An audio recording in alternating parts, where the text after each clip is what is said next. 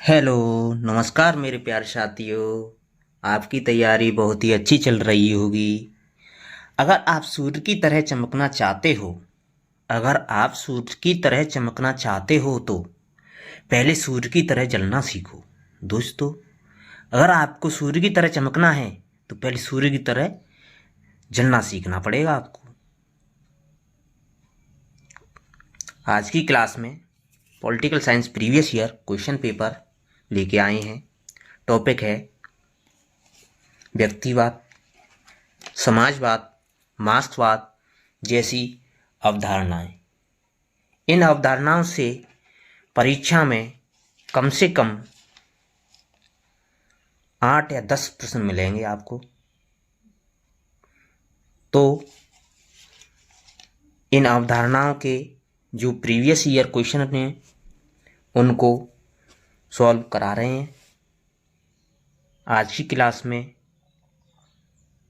25 question होंगे जो आपके लिए बहुत ही महत्वपूर्ण होंगे। आपकी तैयारी को बेहतर बनाने के लिए हम प्रीवियस ईयर क्वेश्चन पेपर लेके आए हैं, जिससे आपकी तैयारी बेहतर से बेहतर बने और अपना स्कोर अच्छे से अच्छा करें। इसके लिए आपको हमारे जीके गुरु टिप्स चैनल को सब्सक्राइब करना होगा और बेल आइकन दबाना ना भूलें दोस्तों, क्योंकि जो भी नोटिफिकेशन मिलेगा आपको तो आपको तुरंत सूचना मिल जाएगी। चलो आज की क्लास को शुरू करते हैं। आज की क्लास का पहला प्रश्न है,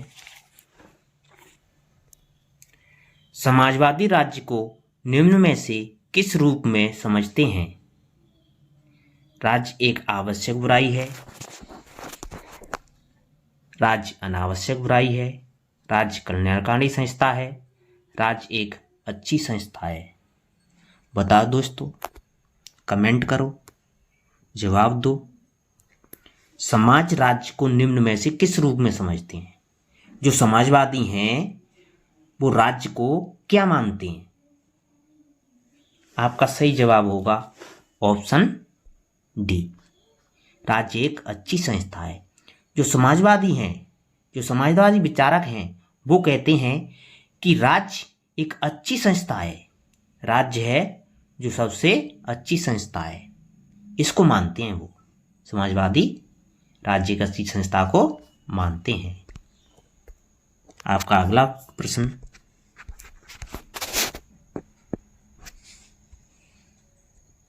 श्रमिकों की तानाशाही के सिद्धांत को किसने सुपरिष्कृत किया था? कार्ल मार्क्स ने दास कैपिटल में, कार्ल मार्क्स एवं एंजल्स ने कम्युनिस्ट मैनिफेस्टो में, एंजल्स ने origin of family, private property and state में, लेनिन ने स्टेट एंड रिवॉल्यूशन में। आपका सही जवाब होगा ऑप्शन डी, लेनिन ने स्टेट एंड रिवॉल्यूशन में श्रमिकों की तानाशाही के सिद्धांत का प्रतिपादन किया था। लेनिन की पुस्तक थी स्टेट एंड रिवॉल्यूशन, जिसमें उसने श्रमिकों की तानाशाही का सिद्धांत दिया था। आपका अगला प्रश्न, मार्क्सवाद स्थापित करना चाहता है न्यायसंगत समाज, उत्पादन एवं वितरण पर आधारित समाज, शोषण विहीन वर्ग विहीन समाज, उपरोक्त सभी। आपका सही जवाब होगा ऑप्शन डी, उपरोक्त सभी। आपका अगला सवाल, राज्यहीन वर्गहीन समाज पर किस विचारक का विश्वास था? प्लेटो, अरस्तु, मार्क्स, जॉन लॉक। आपका सही जवाब होगा ऑप्शन सी, मार्क्स। मार्क्स हैं और राज्यविहीन समाज के विचारक। आपका अगला सवाल,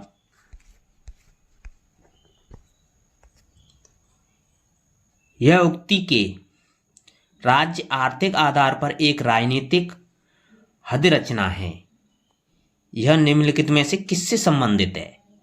समाज सामाजिक समझौता सिद्धांत, सापेक्ष सिद्धांत, विकासवादी सिद्धांत, मार्क्सवादी सिद्धांत। आपका सही जवाब होगा ऑप्शन डी, मार्क्सवादी सिद्धांत। आपका अगला सवाल,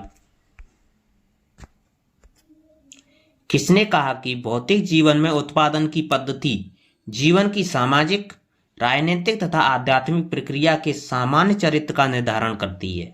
Karl Marx, Lenin, Stalin, Robert Owen. आपका सही जवाब होगा ऑप्शन ए, कार्ल मार्क्स। आपका अगला सवाल,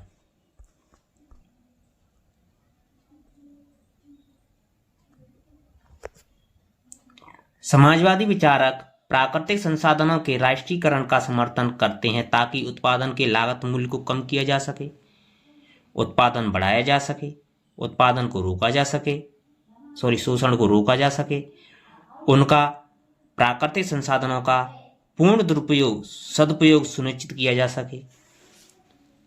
आपका सही जवाब होगा ऑप्शन डी, उनका जो प्राकृतिक संसाधन है जो पूर्ण सदुपयोग निश्चित किया जा सके। आपका अगला सवाल, मार्क्सवादियों का अंतिम उद्देश्य था सर्वहारा वर्ग की तानाशाही की स्थापना करना, साम्यवादी दल की सर्वोच्चता स्थापित करना, संपत्ति के समान वितरण की व्यवस्था करना, राज्यविहीन समाज की स्थापना करना। आपका सही जवाब होगा ऑप्शन डी, राज्यविहीन समाज की स्थापना करना। आपका अगला सवाल, 20वीं शताब्दी में निम्नलिखित में से कौन सकारात्मक उदारवाद का प्रतिपादक नहीं है? Rawls, Oxford, Nozick, MacIver. का सही जवाब होगा ऑप्शन सी, नोजिक। आपका अगला सवाल, समाजवाद का विशिष्ट घटक है धन और संपत्ति का समान वितरण, आय में समानता, उत्पादन के साधनों पर समाज का स्वामित्व, सामाजिक समानता और न्याय। आपका सही जवाब होगा ऑप्शन सी, उत्पादन के साधनों पर समाज का स्वामित्व समाजवाद का विशिष्ट घटक है। आपका अगला सवाल,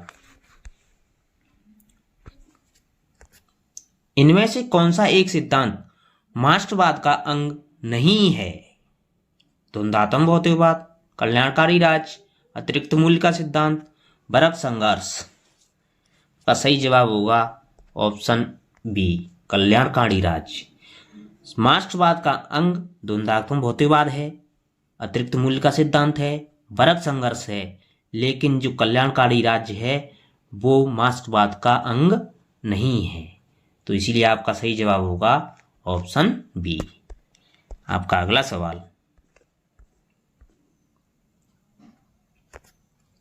मार्क्सवाद के अनुसार राज्य एक वर्ग संरचना है, राज्य केवल कामगारों का प्रतिनिधित्व करती है, राज्य पूरे समुदाय का प्रतिनिधित्व करती है, राज्य सरकार की आत्मा है। आपका सही जवाब होगा ऑप्शन ए, राज्य एक वर्ग संरचना है। आपका अगला सवाल, यह विचार के विधि एवं स्वतंत्रता एक दूसरे के विरुद्ध हैं किसने दिया था? व्यक्तिवादियों द्वारा, अराजकतावादियों द्वारा, मार्क्सवादियों द्वारा, उदारवादियों द्वारा। का सही जवाब होगा ऑप्शन बी, अराजकतावादियों द्वारा। अराजकतावादियों ने दिया था कि विधि एवं स्वतंत्रता एक दूसरे के विरोधी हैं। आपका अगला सवाल,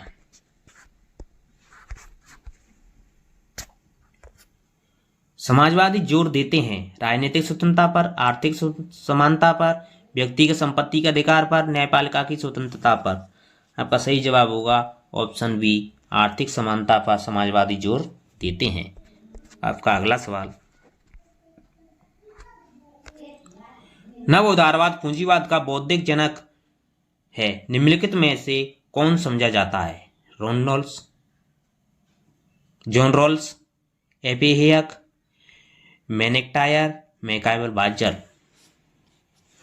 आपका सही जवाब होगा ऑप्शन बी, एपी हेयक। आपका अगला सवाल, नव उदारवादी अपने लोकवादी ब्रह्मांड से अंतर्राष्ट्रीय साम्राज्य सृजित करने की चेष्टा करते हैं जो निम्नलिखित में से क्या अधिकतम करता है? प्रकृति का विवेकपूर्ण दोहन, राष्ट्र प्रणाली की विवेकपूर्ण क्रियाशीलता, शक्ति का विवेकपूर्ण विप्रयुक्ति, शस्त्रों का विवेकपूर्ण उपयोग। आपका सही जवाब होगा ऑप्शन ए, प्रकृति का विवेकपूर्ण दोहन। आपका अगला सवाल, निम्नलिखित राजनीतिक सिद्धांतों में से कौन सा राज्य को एक आवश्यक बुराई मानता है? समाजवाद, अराजकतावाद, फांसीवाद, व्यक्तिवाद। आपका सही जवाब होगा ऑप्शन डी, व्यक्तिवाद। व्यक्तिवाद है जो राजनीतिक सिद्धांतों को राज्य का एक आवश्यक बुराई मानता है। आपका अगला सवाल, आधुनिक उदारवाद पारंपरिक उदारवाद से भिन्न है क्योंकि यह व्यक्ति स्वतंत्रता का समर्थन नहीं करता, यह प्रजातांत्रिक संस्थाओं के विरुद्ध है, यह स्वतंत्र उद्यमिता की वकालत करता है, यह विश्व को सभी प्रकार के अत्याचारों एवं शोषण से मुक्त करता चाहता है। आपका सही जवाब होगा ऑप्शन डी, यह विश्व को सभी प्रकार के अत्याचारों एवं शोषण से मुक्त करना चाहता है। आधुनिक उदारवाद की यही विशेषता है। आपका अगला सवाल, राज्य का वर्ग सिद्धांत किसने प्रतिपादित किया? मार्क्स, एंजेल्स, लेनिन, प्रुक्सवी। का सही जवाब होगा ऑप्शन ए, मार्क्स। मार्क्स ने राज्य का वर्ग सिद्धांत दिया था। आपका अगला सवाल, उदारवाद का जनक किसे कहा जाता है? T H. Green, Hegel, Karl Marx, John Locke. आपका सही जवाब होगा ऑप्शन डी, जॉन लॉक को उदारवाद का जनक कहा जाता है। आपका अगला सवाल, निम्नलिखित में से किसे उदारवादी राजनीतिक दर्शन का पिता कहा जाता है? Laski, J S. Mill, Bentham, Locke. आपका सही जवाब होगा ऑप्शन डी, लॉक। लॉक को उदारवाद का जनक एवं राजनीतिक दर्शन का पिता कहा जाता है। आपका अगला सवाल, फ्रांसीसी दलों में सबसे पुराना दल जो अब विघटित हो गया है वो कौन सा है? गौलिस्ट पार्टी, साम्य party, radical party, Samajwadi party. आपका सही जवाब होगा ऑप्शन सी, रेडिकल पार्टी है जो फ्रांसीसी दलों में सबसे पुराना दल था, अब इस पर क्या हो गया है? विघटन हो गया है उसका। आपका अगला सवाल, निम्नलिखित में से कौन नव उदारवाद से संबंधित है? एपीएक, मिल्टन फ्रीडमैन, रॉबर्ट नोजिक, उपरोक्त सभी। आपका सही जवाब होगा ऑप्शन डी, उपरोक्त सभी। नव उदारवाद एपीएक, मिल्टन फ्रीडमैन, रॉबर्ट नोजिक मानते हैं नव उदारवाद को। आपका अगला सवाल,